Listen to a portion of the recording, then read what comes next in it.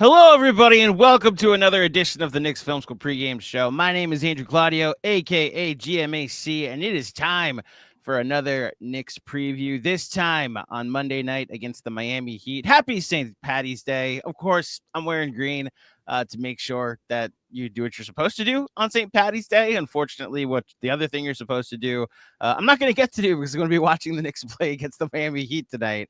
But what the Knicks are going to get to do is play a game at Madison Square Garden, something they haven't done in over 11 days. The West Coast trip is over. Shout out to all of us that had to cover games on the West Coast over these last 10 days. And I know I speak on everybody on behalf of Knicks Film School and, of course, everybody in the Knicks organization that it's just good to be home, even though the Knicks are back on the road tomorrow and they head to San Antonio and then to Charlotte. The Knicks play the Miami Heat tonight. And normally for a late March or a mid-March matchup against the Miami Heat, you might think this is a matchup for playoff seeding or they're fighting it out for a potential playoff spot. These are two contenders coming out the East. But as you heard from Giancarlo a couple weeks ago, and as we saw this weekend because Jimmy Butler's in Golden State, things are very different for the Miami Heat. In fact, since the last time the Knicks played the Miami Heat, the Heat have not won a basketball game. They are in a very interesting spot that I don't normally find them. In fact, they are 29-38 on the season, currently sitting at 9th in the Eastern Conference, which would technically be in for the play-in. They are 4-14 since the trade deadline, which Jimmy Butler wasn't playing games, so it doesn't mean they lost Jimmy and then became this. I have a great stat to go over the since trade deadline stats in just a little bit. I'm going to share that with all of you. And my very special guest for today, Jer Bear, is joining me. Well, let's start here. He's from the Dan Le Batard Show. He's also an in-game reporter for the Miami Heat. Got some sideline work for the rest of the season. And then something I know we're both very excited about.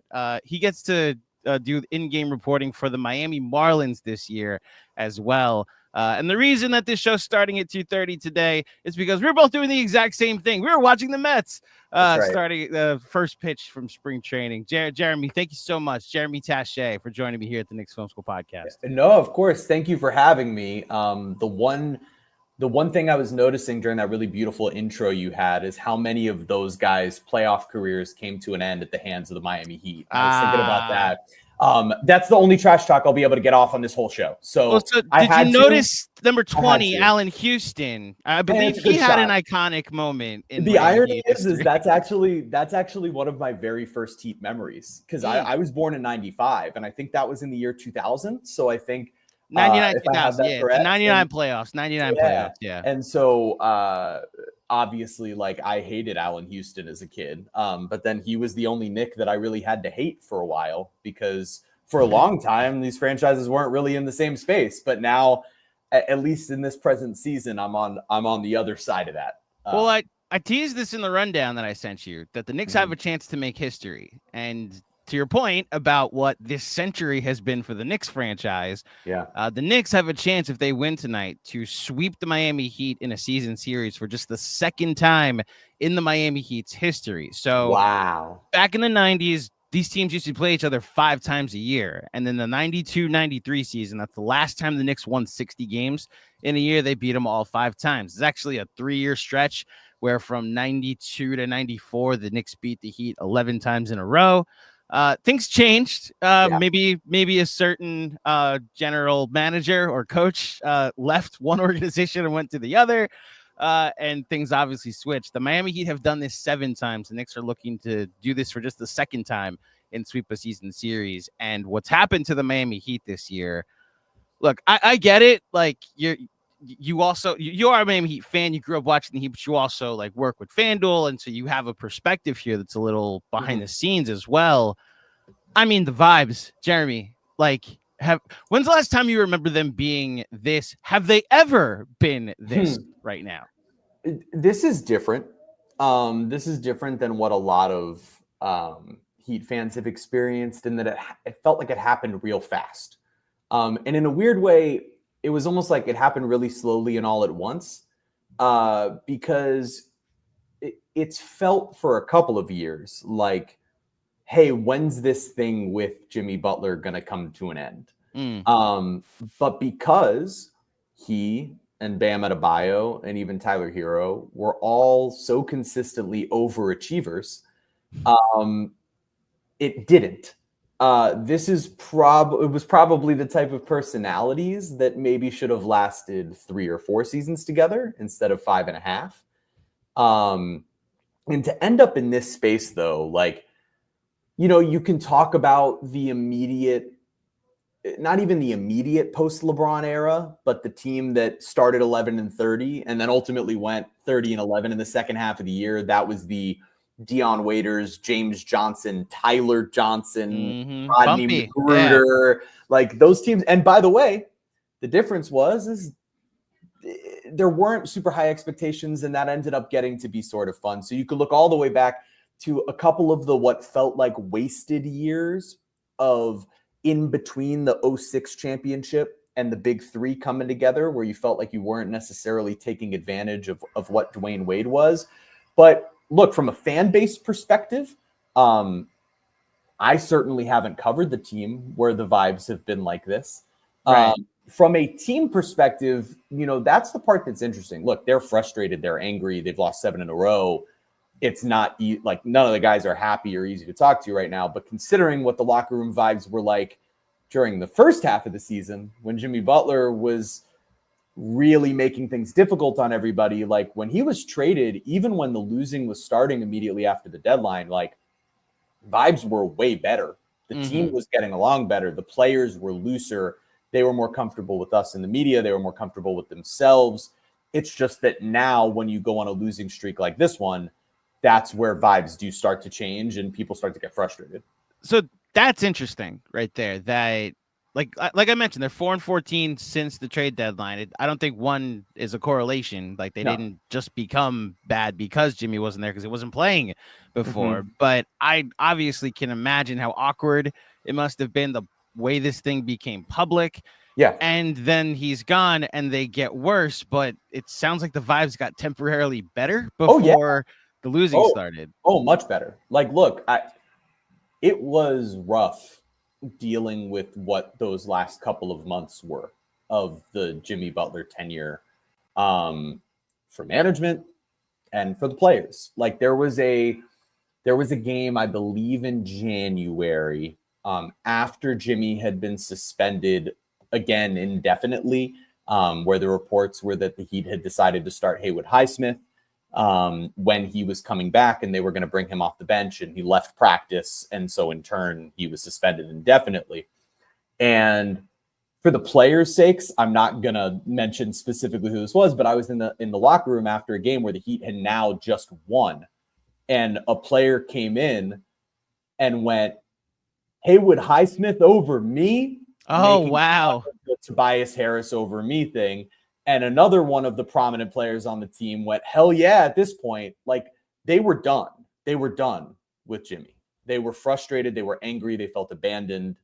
This guy that said all the things that Jimmy's saying about the Warriors right now are the same things he said about the Heat, from organization and players. Like he said all the same things when he got here. And so to watch it disintegrate that way, I think most people watching the team believed that, oh, you're adding now players in Andrew Wiggins and Davion Mitchell and Kyle Anderson, who are decent role players. You've seen, hey, Bam started to ascend. Tyler's had this great year. I think everybody anticipated things would go better. And instead, they've just completely fallen apart. And there are so many different reasons you could look at: the emotional turmoil, the physical turmoil. Like an analysis of this season, when it's all said and done, is going to be really interesting to look at sort of the different turning points of where things went what direction. But this has been sort of a cacophony of madness all season long, and one that started with hopes of another playoff run. Well, this will prove my Le Batard Show bona fides that I remember you pointing out that this team won 46 games or 46 or 47 games last year. This was a team that was a couple of games behind the Knicks for the 2 seed, and a couple things break right. You get a little healthier. The 2 or the 3 could be potentially be open. And I just, it seems like the whole Jimmy thing sent everything off the rails. Yes. Yeah. Look. This is the space where I've ended up with all of this. Is this summer, a decision should have been made one way or another. You either pay him or you move him. That's what you know with hindsight. I think that the Heat going into the season, knowing the level of respect that both parties had for each other throughout the last 5 years, thought that they could squeeze one more season out of Jimmy. Looking at it as, hey, you're in a contract year. You want to get paid, right? Come out and ball out, and either we'll pay you or someone else will. The logic was there. Mm-hmm. They just didn't think about the person that they were dealing with. Yeah. And that's on them, right? For not knowing the player they were dealing with enough to be able to make that decision in advance. But everything that led up to this point, going into the season and saying, hey, we believe Tyler Hero will take a leap. He has. We believe Bam will be at least the player that he was. He's been that. There are these other pieces. You know what this Heat team could really use right now? A two-way wing that can get to the free throw line in the fourth quarter and defend another team's best player. I think if they had that guy, they might be one of the best teams in the Eastern Conference. But they didn't have that guy. And they didn't have him all year. They didn't have him from the very beginning. He played one great game all season, and then that was right before all of this went awry. And it was at Detroit, I believe in either November or early December. And then it all fell apart. And, you know, the expectations of, hey, if Jimmy just plays 5 more games and we get a little bit of growth from Jovic and Jaquez and you add Khalil Ware as a rookie, you should be 4 or 5 games better than the year before with that alone, let alone the chemistry that can come with it. And then none of that happened. Right. And it's all fallen apart. And now, you know, the last couple of weeks have been, I mean, really tough to watch. So I apologize. The Knicks fan in me can't help but smirk when I hear how tough it's been to watch. But yeah, of course. I get it. I will say that, look, I had a front row seat for what the Warriors have become now, and like watching them this weekend, their defense is just a new level of great. Mm-hmm. A week ago, and like Jimmy's doing that thing where he need to be the focal point of the offense. He recognizes he can pick his spots. This was the best case scenario for him, like to where it's a 30-game sprint in the regular season and then a playoff run, and he doesn't even have to be the guy. Right. Like he just gets to fool around on defense and hunt for steals and then be the guy when they ask him to. It was the perfect scenario. So going back to the vibes, how is it? Maybe not necessarily in the organization. I won't put you on the spot there, but in the fan base, if any of the players have just seen what the Warriors have become as a title contender, and is there any hint of sour grapes, any bitterness toward what that's become? Transparently, I haven't talked to the guys about the Warriors side of it. Maybe some of our other media members have, and they could answer that question better than I could. For me, I'm not trying to sit here and kind of rub it in. It's not great, right? And the vibe, you know, it's just more about like trying to cover a team where the vibes are where they are right now as they're trying to get a win. Like I'll be our courtside reporter on Wednesday against the Pistons. That'll either be a Heat team on an 8-game losing streak or that just got back on the right page with a win over the Knicks tonight in New York. Those are 2 very different vibes. And so I'm mentally prepared to go into that game with one or the other. But that's kind of the way it's been. I'll tell you from a fan base perspective. Yeah. This has been it's worst case scenario, right? It's the Warriors look like the best team in the NBA and the Heat basically look like one of the worst teams in the NBA.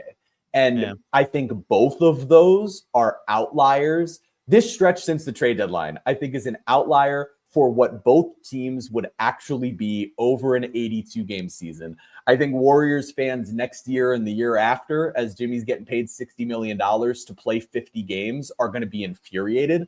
And they're going to be bothered by him showing up in some of those 50 games and scoring 13 points on 8 shots. Like, that's who Jimmy is at this point in his career. But when he's at his best, he's still maybe the best 2-way player in basketball. And that's all they need him to be. They don't need him to be the guy carrying them throughout the regular season. They have the greatest shooter who's ever lived. And he's still one of the greatest players alive. And that's what I was going to say. Like the Steph Curry ceiling raiser, floor raiser, like the things you need to put around him just to be great don't need to be Jimmy Butler. They won a title with Andrew Wiggins a couple years ago, which is why I don't know why it didn't click for me when the Jimmy trade happened. That like, oh, they just got Jimmy Butler. That should probably make me rethink what the Warriors are. And now, yeah, they're like a stone's throw from the 2 seed out west. The Chase Center now looks like a terrifying place to play.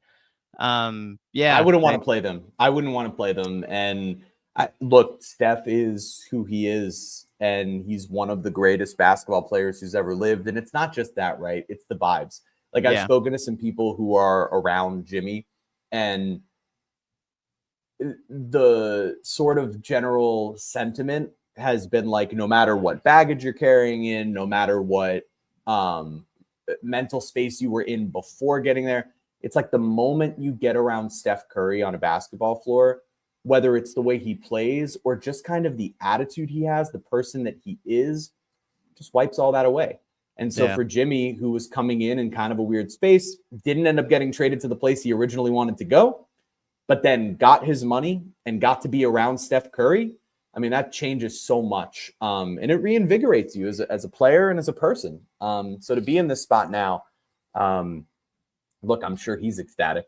But from a Heat perspective, like when you look at Heat Twitter and you speak to Heat fans, it's not just frustration. It's like apathy. It's like not wanting to watch the rest of the way. It's wanting to get to the off season now and see what changes or what doesn't.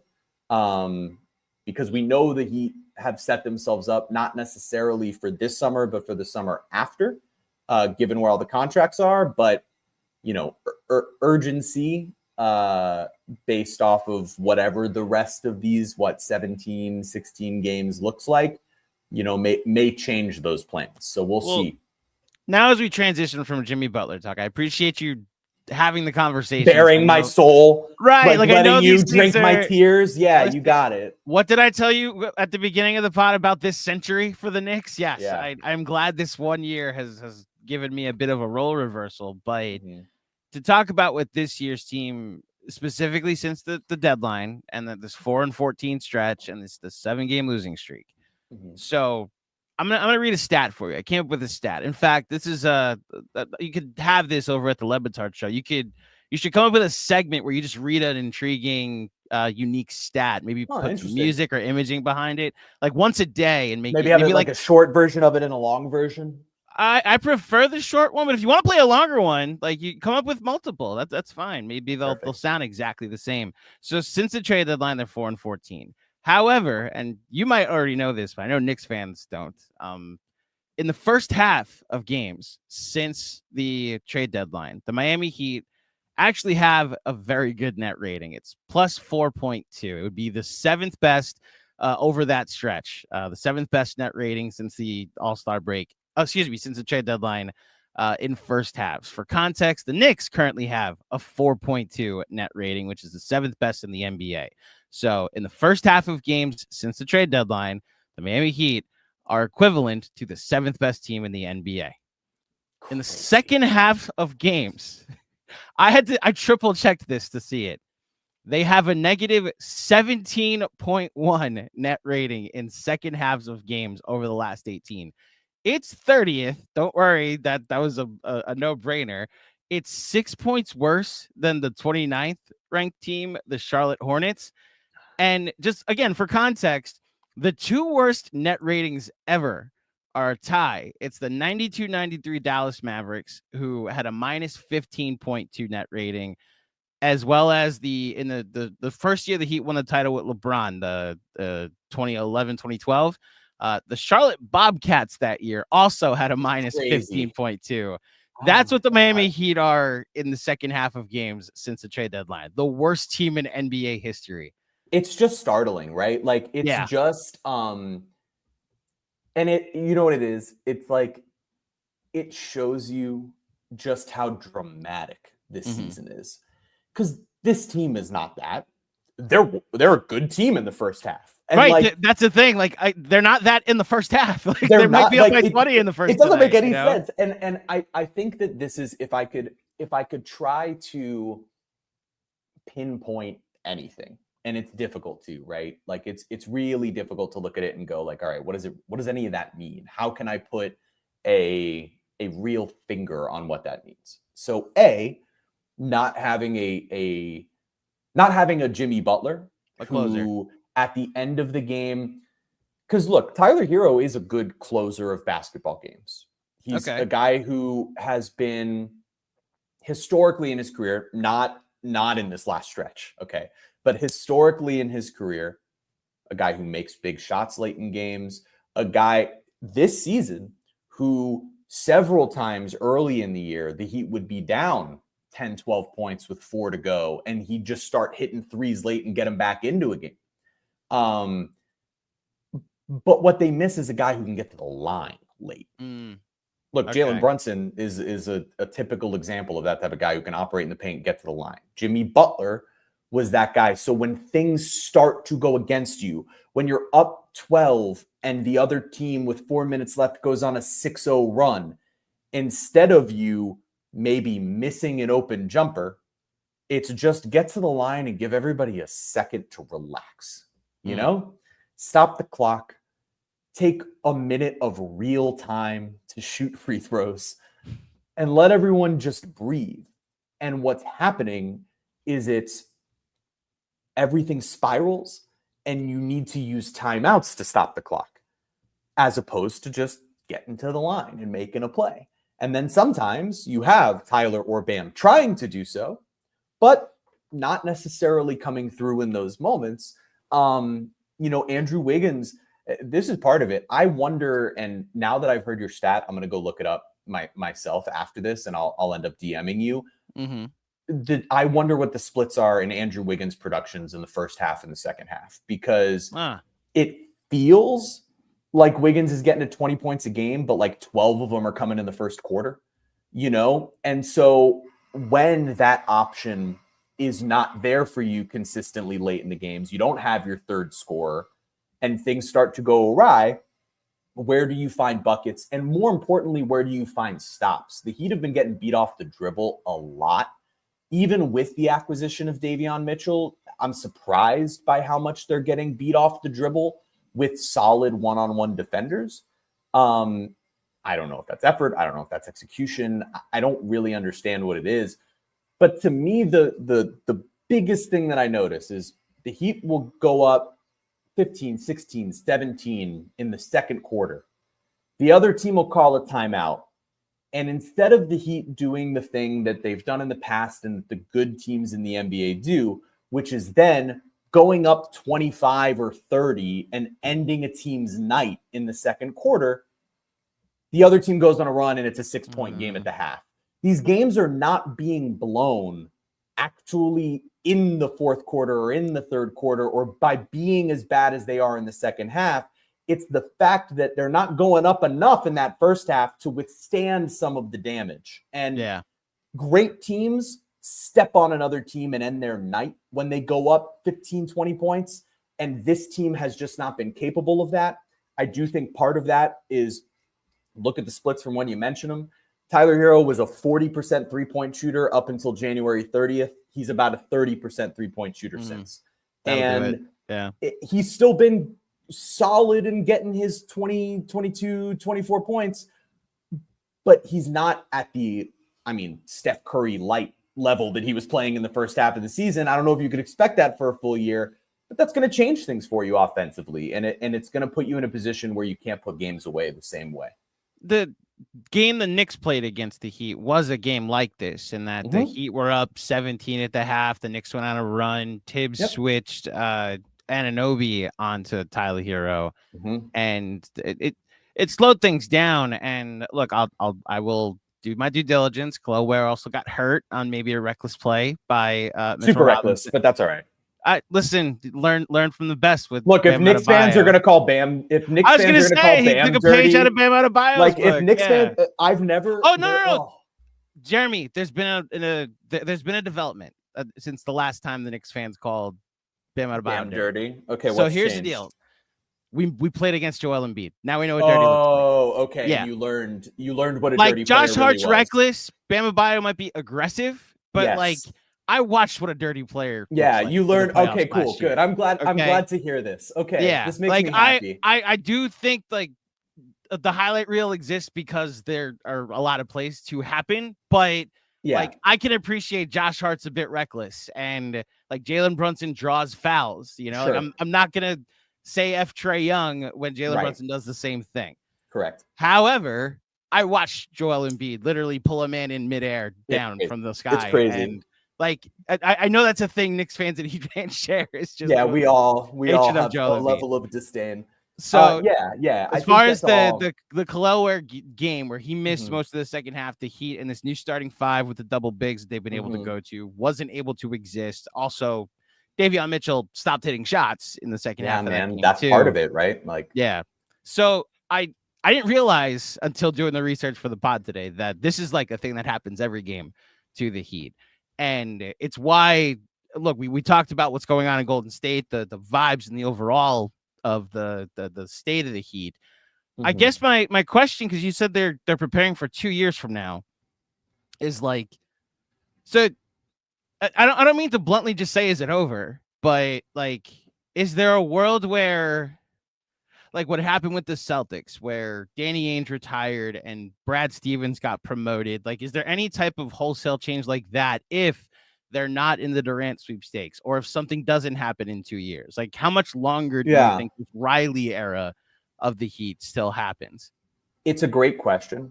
Pat Riley is going to have as long as he wants. Okay. To be like, I don't see a world. Maybe I'm wrong, but I don't see a world where he's like forced out. You know? I didn't think so either. By the way, it's just like the guy's in his 80s. You know. Right. And to me, I would assume that Pat Riley really wants to try to leave the Heat in a space where he feels like it's headed up, and he can then step away with the final build that he has left them with. Whether that's a fancy move this offseason and acquiring Kevin Durant and pairing him with Bam and Tyler and then going, okay, I'm sending you guys off into the sunset, or it's a few years from now and acquiring some other young in his prime star. Do you have anyone in mind, by the way? Like, have Heat fans already I circled? Personally, do Heat fans to have already a target? Who is it? Anthony Edwards. So it's Ant. So you need the Bulls to stop winning with Julius Randle. Yeah, which they are. I mean, look, the reality is that I think everyone has learned across the league that nothing is stable. Unless you're one of the 5 greatest players, like maybe who's ever lived, and even then Kevin Durant has not been stable. Like, it's Steph Curry and LeBron, and it's the economies that they build around themselves. I hate to use a Dan word, the economies that they build around themselves, but like LeBron is a franchise himself, right? Right. Like the Cavs did not go to 4 straight finals. LeBron did.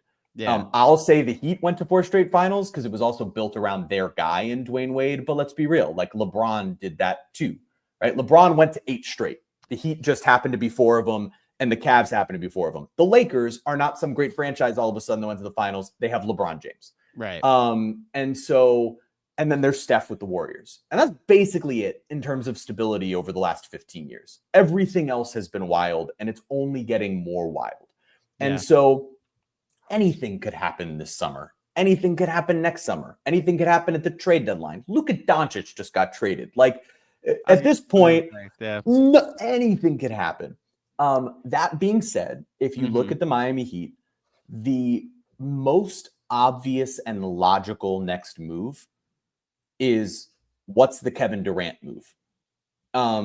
They tried to acquire Kevin Durant in part of the Jimmy Butler sweepstakes. Right. What ended up happening is that the Suns asked for, give us your whole team. Like, we want everything. We want the money to be potentially Tyler, and we want every draft pick and every young player and everything. That's an insane ask. That was never going to happen. And I am sure that there are Knicks fans listening to this and Heat fans that would go, look what your team has been since. You should have made that move. That's easy to say in a 15-game span, right? As the team's on a 7-game losing streak. To cough up Kel'el Ware and Nikola Jovic and Jaime Jaquez and every draft pick you have for an unknown, maybe not the move. But now you go into an offseason where Durant is clearly leaving Phoenix, is going to be out of there one way or another.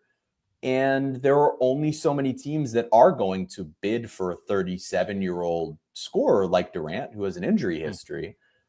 There might be an ability to, theoretically, if you're looking at the best case scenario for the Miami Heat, it's Wiggins, Duncan, Rozier, salary, whatever, and maybe 2 of those players and a couple of your picks, as opposed to all 3 or 4 young players and every pick. There might be a happy medium there. And that's a way to immediately feel like you're a contender again and everybody's happy and you've got a superstar in the building along with your 2 young cornerstones. And it was 3 months of misery. At the same time, I can tell you that, like, with the way the salaries are set up for Miami, to have everybody basically off the books come the following summer of 26, the Heat could easily decide this run with this group was plugging the holes of the ship, which is why it's gone so disastrously, and having a full off season with this group and tweaking things in the margins could make you competitive. I don't know how I feel about that. I certainly know how most Heat fans would feel about that. But really, to me, like, anything could happen this summer and I wouldn't be surprised. Anything could happen. Like you said, Luka got traded 2 months ago. So the instability of the sport is just kind of off the rails now. So it's tough to rule out anything, especially with what the Miami Heat have been able to do transactionally in the past, you know. And by the way, like the Heat are in a really funky spot here, right? Because they're going to have, so they have the Warriors pick, which is one thing. And it's funny that that's all of a sudden turning into like kind of not as great. It's a late. It's just this draft is really good. I'll say that. Sure, but I think everybody in their minds were like, okay, yeah, but like Jimmy's going to improve their odds in the playoffs, but like how much is it going to help in the regular season? It'll still be like the 18th pick, and instead it might not even be, like, who knows? But they also are in this fascinating spot where their own first round pick is lottery protected. And it's this complicated thing of like, a lot of fans want them to lose enough to be in the lottery because then you never know. Does that end up, do you get the Knicks cold envelope because you're a franchise that has never tanked and has kind of like, do you get the good karma of, hey, we just got screwed by a superstar and everything fell apart and we've never tanked before. Can you get us a ping pong ball to bounce the right direction? There's a lot of fans that want that. On the flip side, if the Heat get their pick this year, next year's pick becomes unprotected for Oklahoma City, another pick that Oklahoma City has. And the 2028 pick becomes unprotected to Charlotte. And so that's the fascinating space that the Heat are in. They kind of want to make the playoffs, lose their pick for this year so that they can continue to have those 2 protected, because who knows what next year is going to look like? Who knows what 20? And so there's these really complicated scenarios that the Heat are having to deal with, trying to know how many picks you're going to have available to move this offseason. Do you want to use them? Do you want to start from scratch? Do you want to capitalize on, like, there's not a team that is, I think there's not a team in the NBA going into this offseason that has more options available to them as what they could choose their future to be. The Heat could decide, I mean, I don't think that they will, but they could decide, hey, Tyler was an all-star this year. Stock is up. Let's see what's available. Do I think they'll do that? Absolutely not. I really don't. I think that Tyler and Bam are the cornerstones of this franchise. They didn't pay Jimmy because they wanted those two to be a part of it, and they'll try to acquire another player. I genuinely believe that. But you look at this roster, and to me, these next few weeks are an analysis of, is Kel'el Ware entirely untouchable? Is he untouchable unless it's a younger superstar? Or could he be available for a guy like Durant? Yeah. These questions are all out there for the Heat. And tonight starts a span of about a month where they're going to have to figure all of it out before they go into the offseason. That's a fascinating conundrum they find themselves in, that you lose too much, then you're converting two protected picks into unprotected picks.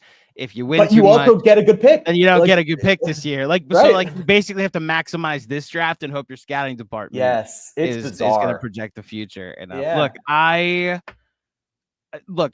obviously been on the other end of this a lot over the course as a fan. We've been lucky enough at Knicks Film School that this whole rise to competency has coincided with very little draft equity. First of all, like especially now that the Mikal Bridges trade happened. And I'll say this, going into this matchup, like as far as a preview of the actual game is concerned, the Knicks don't have basketball tonight. Right. So like the Knicks don't have Jalen Brunson, and they've kind of leaned into the old Tibbs version of the team that really that first year here with Julius Randle, where it was like a bottom 10 offense.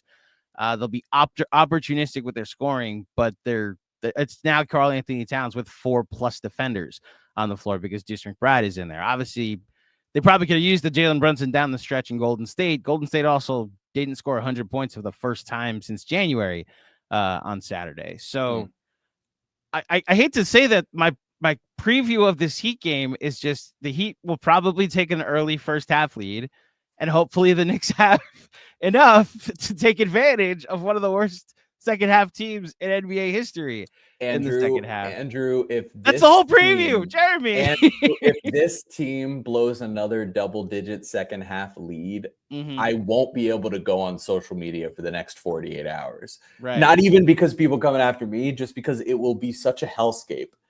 At least the other night they got blown out. Like it is almost an argument. First half looked like the second half. There's almost an argument to like, all right, at least we know what tonight's gonna be. Yeah. And that's been the hard part, is it's like all these moments where you're like, oh, okay, all right, they figured something out. Oh, Spo changed the starting lineup. Oh, he changed the rotation. This is working. Look at this group. Look at this pick and roll. Look at this defense. And it's all these observations that you want to make intelligently. And then the second half rolls around and it all falls apart. And it's just been, it's one of the strangest phenomenons. I mean, Spo even said it. I mean, gosh, it must have been 3 or 4 weeks ago, but Haywood Highsmith was reinserted back into the lineup. Mind you, he had started and then he was out of lineup and then he was starting and then he was out of lineup, out of the rotation entirely. And he was reinserted and played good minutes in a game in which the Heat won. And Spo literally said, he goes, who knows who the right guys to play on a given night are here. I hope I'm making the right decisions, but even I'm unsure at the moment of like what the right combinations are, because it's all been learning on the fly. They have a couple of rookies who were playing minutes. They have 3 brand new players in their rotation. They lost a guy in Drew Smith, who was a point guard getting good minutes early in the year. They lost Niko Jovic, who was another ball handler for this team. And when I say Drew Smith and Niko Jovic, it's like, that sounds insane that I would be saying like, oh man, and that's part of the reason they've lost 7 in a row. But when you lose a capable point guard to set up your team, even if it's at just an okay level, but is a dog on defense and could mean that it's just him and Davion Mitchell doing the same thing, as opposed to bringing in a different point guard that plays slightly differently.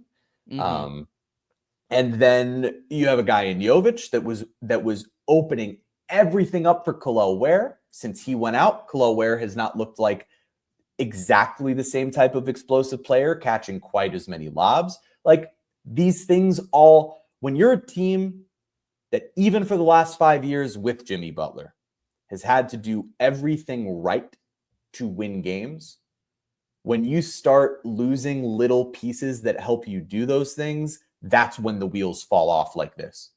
So before we get to some people watching live, and I know you have to run, so we'll try and make I'm this good somewhat for now, quick. man. We'll keep it rolling. Well, I'm all then right for you can now. stick with me for a little bit. I'll Yeah. say this. I'm curious if you have any Knicks thoughts or questions, because you're not going to get the Jalen Brunson version of this team that was outstanding in the clutch, the top 5 or 6 in net in offense. You're getting a very different one. So, I mean, maybe even just like big picture thoughts about the Knicks. What are your thoughts about this team, or questions that you have about this team? So my question is always with Tibbs, how it holds up come playoff time. Right. And I really like watching this Knicks team play. Right. It's a lot of fun. There's so many things they do well. Karl Anthony Towns has been a joy to watch this season. I mean, it's so cool seeing him get to have a year like this and be celebrated by a fan base. He's just had kind of the weirdest career for a guy that's this good, you know? And I really like the team. My greatest concern is, will the bodies hold up? And how will the fan base feel about a second round exit? Wow. Is that a major disappointment if they just lose in 5 or 6 to the Celtics? I don't understand the pulse of the fan base at the moment in that way. This is the first time in my lifetime that the Knicks have gone into a season with major expectations. Right. And they deserve to have them. I wouldn't there's no part of me that would be oh my God, really? If the Knicks made the finals. At the same time, you should talk to more Knicks fans so they can have that perspective. Because I think they've resigned to it's a second round out. As it probably will be, by the way. Yeah. That's the more likely scenario. And by the way, I mean, not this is terrible, but man, they could lose to Detroit. Detroit's kind of good. Detroit in that stretch, that 18-game stretch that I talked about with the Heat, they have the best net rating in the NBA. It's really good too. That's what I'm saying. They're really good. They're really good, and they play crazy amounts of defense. And that, if I'm a Knicks fan, concerns me, because it's this team can play our game with us. The thing that you feel great about if you're the Knicks is we can make it ugly. It's the thing that the Heat capitalized on for the last several years, right? Is if you make it a lower scoring game and you make it ugly, there's more opportunities to be able to win at the end because you're keeping it close. Yeah. But if Detroit also likes to operate that way, it doesn't make you feel great. To me, I view the Knicks as the 3rd best team in the conference. It's what they've been all year. It's who they are. Are they a step below both Cleveland and Boston? Yeah. Are they, in my view, right there with Milwaukee as the clear next tier, and then it's everybody else? Yes. And so I guess my big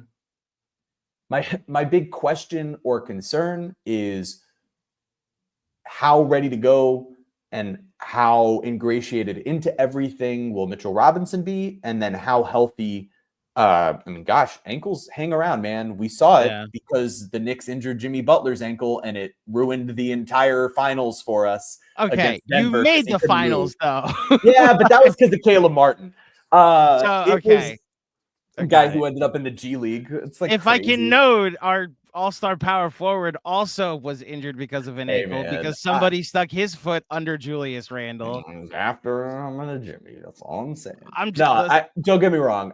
Those series are always so physical that you can't blame anybody for anything. This is all kind of competitive. Again, I acknowledge Josh Hart is a bit reckless. He has a moment or two each game. He said at one of his podcast events over the summer that you have to allow me to have 1 to 2 stupid moments a game, Knicks fans. I'm going to try my hardest on every play, but there's going to be 1 to 2 stupid moments. I think eventually more than that this year. You'll see minutes from him tonight. I think that the hope for the Heat is Pelle Larsson is that guy for them who's there. Okay. It's going to happen once or twice a game where you're like, dude, what are you doing? But also there's all those hustle, gritty, plays in the mud, as the Heat like to say. And Larson he was their 2nd round pick this year, and they just love his motor. Like they just love the way he plays. Gotcha. So before you get out of here, got some people watching live. Want to get to some questions. We'll start with a super chat from Kev Words. I don't know, man. Mitch fell into Kalel, and it was unfortunate. Bambi doing the stanky leg on screens, and Jaime Jaquez undercut Julius. There's a difference. Your thoughts, Jeremy? My thoughts are Knicks fans have a persecution complex. The Jaime Jaquez thing derailed an entire season of good vibes potentially. Like trust me, the end of that season, like that run, they were unbeatable in January. And yeah, then, look, that happened. I think that honestly, I think that it's really, really hard. No different than like Mitch falling into Kalel. Mm-hmm. I don't actually have any hard feelings toward it because I think the Knicks and the Heat, no matter what, kind of bring an extra level of something to each other, even in the regular season. And these are the types of things that happen in the postseason. And we go, yeah, it's a physical game. I think just sometimes that's how these two teams play against each other. So in the same way that I don't really blame Josh Hart on the Jimmy ankle, and I don't really blame Mitch on the Kalel thing. I don't like Bam sets great screens. So does Draymond Green. So does Rudy Gobert. These guys are masters of their craft. They're physical. It's part of what makes them elite players in the NBA. And the Jaime Julius thing, that was a shame. Like, yeah. I think we've learned also, for what it's worth, Knicks fans, you haven't watched a lot of Jaime this year, bit of a bull in a china shop. And that's just kind of who he is. And I think sometimes he's just going to run into people, you know, like it's just, he's a little bit like that sometimes. And this is me speaking for me, not Kevin or not any of the Knicks fans that may be in your mentions, but I can let go of some of the animosity because these are all basketball plays. Like a screen that I may deem illegal, at least he is setting a screen. That's right. The Joel Embiid, not grabbing somebody by the neck. My God, man, it completely changed my perspective of what a dirty player looks like. I couldn't agree with you more. Yeah. I don't find any Knicks players to be dirty players. Now, if these two teams play each other in the playoffs somehow, and anyone gets hurt, I promise you'll tune into Le Batard Show and you'll hear me calling someone a dirty player. Of course. Yeah, I would expect it. If I'm being truthful, that's not how I feel. Sam Morril will go back and forth. I heard him this morning talking about Draymond. He speaks for all of us, by the way. Yeah, I know he does. Yeah. Chance Little with a question. Who is the Heat version of Tyler Kolek? All the fans would like to see more, but various reasons hasn't seen playing time. Who's like the young player mercenary for Heat fans? So I'll answer this question a little bit it was Kel'el Ware until he started. That was the guy this year that everyone wanted to see. And the Heat were insistent that they needed to work with him to grow, to learn defensively, offensively. He wasn't there yet, all these things. And then once he started playing, everyone felt so justified in their complaints because it was like, oh, look at this guy. He was so great. He could have been great from the beginning of the season. Yeah. I know and have spoken to him, and he acknowledges that wouldn't have been the case. He really did need to grow. He really did need to learn these different things. He really did need to learn the Heat's defensive. Like you'll see tonight. He'll get lost on 3 or 4 plays tonight defensively where you'll just go like, wait, what was he even thinking? Yeah. He's a rookie. And so, but he was that guy for most of the season. In years past, that was like the last 2 years, that was Nikola Jovic. And then finally this year, he kind of got his shot, started the season as a starter, got moved out of the rotation entirely, and then became like a really productive player off the bench until ultimately he got hurt. And that was really a shame because he was really finally starting to ascend in the way that you hoped he would. I appreciate this perspective and this answer that you gave because this is Spo we're talking about. And yet he still doesn't dodge not that like he's actually dodging these things, but Twitter knows more than the head coach.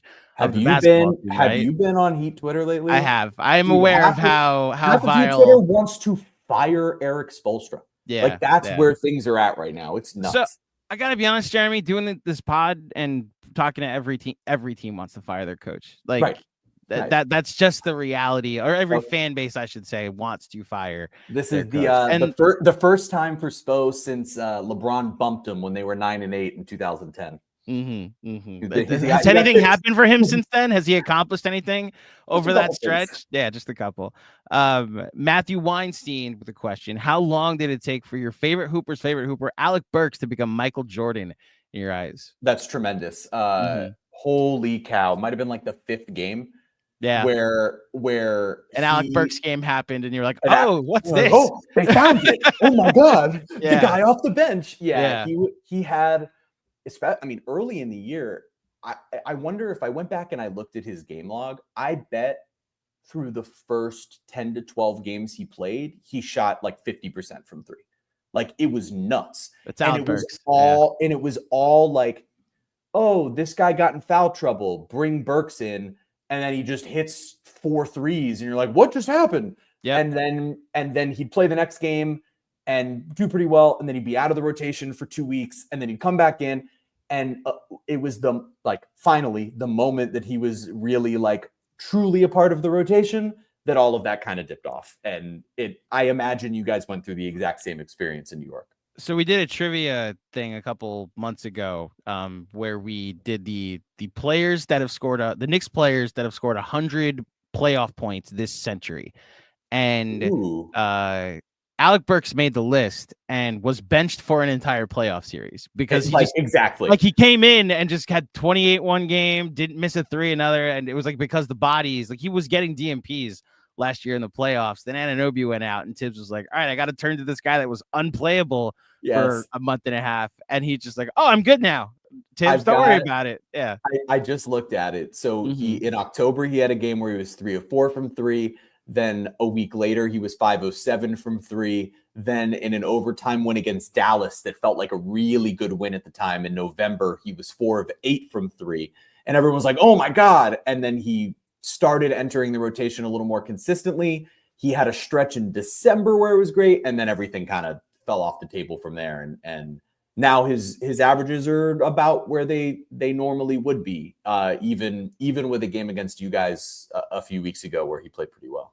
Yeah. That's the Alec Burks experience. He was killing it in Detroit when the Knicks traded for him last year. Yep. Was legitimately unplayable and we kept saying, because the Pistons were on pace for like 15 wins last year, that we just have to survive the Pistons minutes. Yep. And we'll be okay. And then the Bogdanovich got hurt, and then Burks showed up and was a superhero again.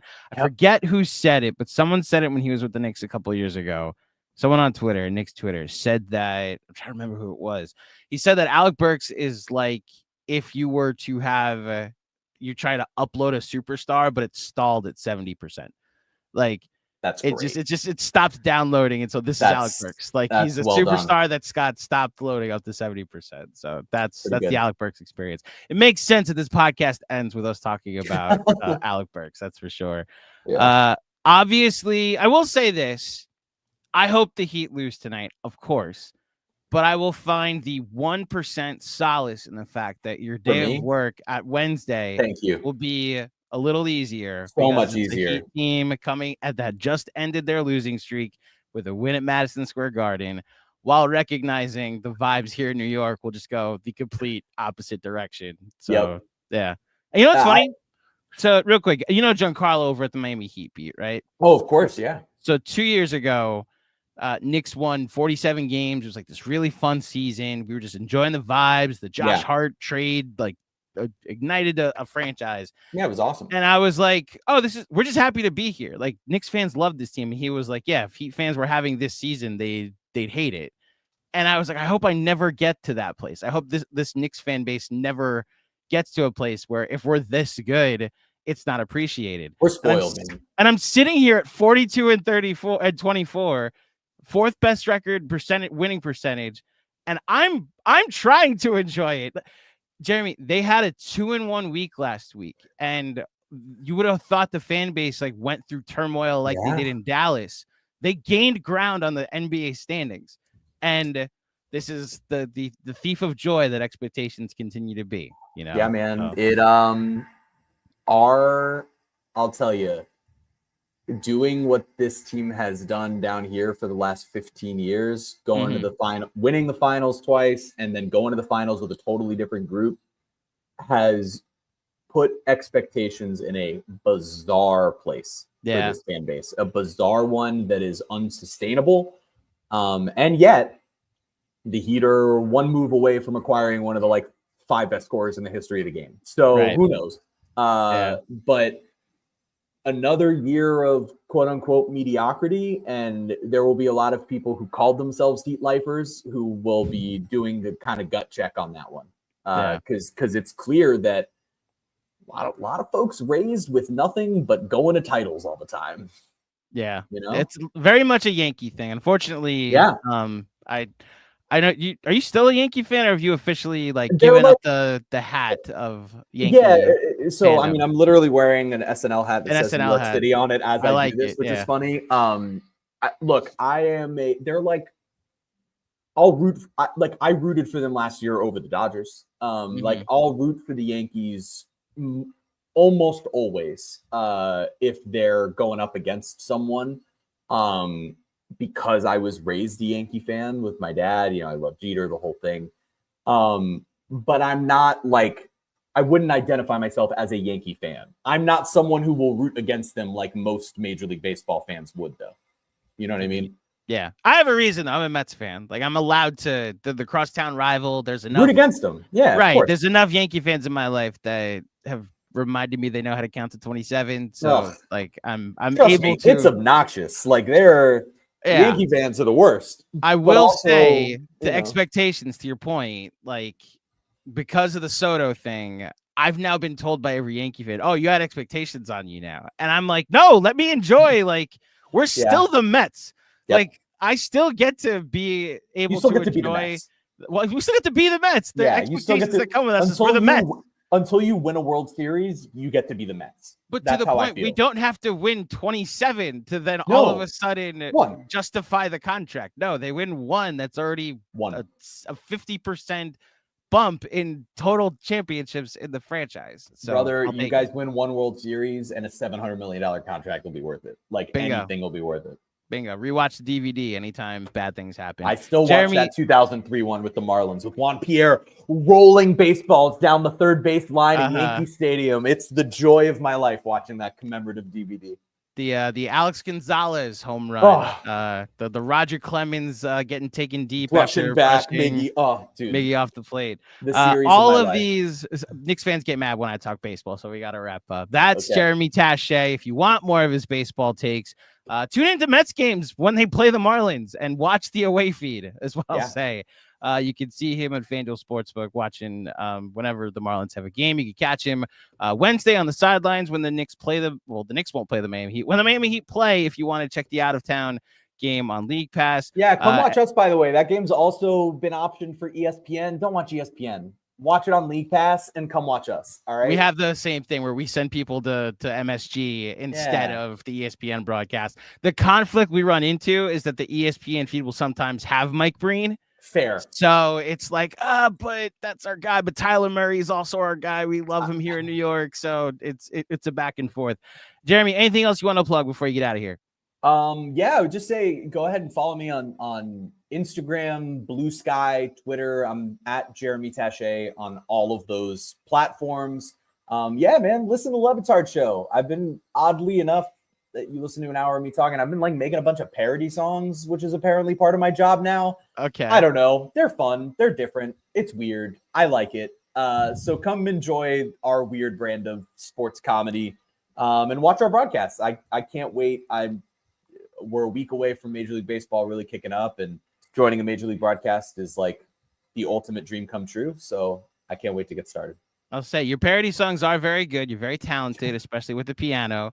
You're no Taylor, though. Shout out to Taylor. I know. Taylor's friend of the pod. Yeah, Taylor's also a Knicks fan. Yeah, I would never try to one up Taylor. His cover of Layla is truly, truly magical. Truly magical. Yeah. Jeremy, thank you so much for joining me. It was great to see you again, and thank you to everybody for tuning in to another edition of the Knicks Film School pregame show. If you dug it, please head over to iTunes, drop a 5-star rating and a review. I'll be back on Wednesday to preview the Knicks matchup against a Wemby-less De'Aaron Fox-less San Antonio Spurs. It is at that point in the season, which I'm okay with since we're no longer playing contenders for a little bit. But until next time, thank you for listening. Thank you for watching. Enjoy the game tonight, and I will speak with you soon. Peace.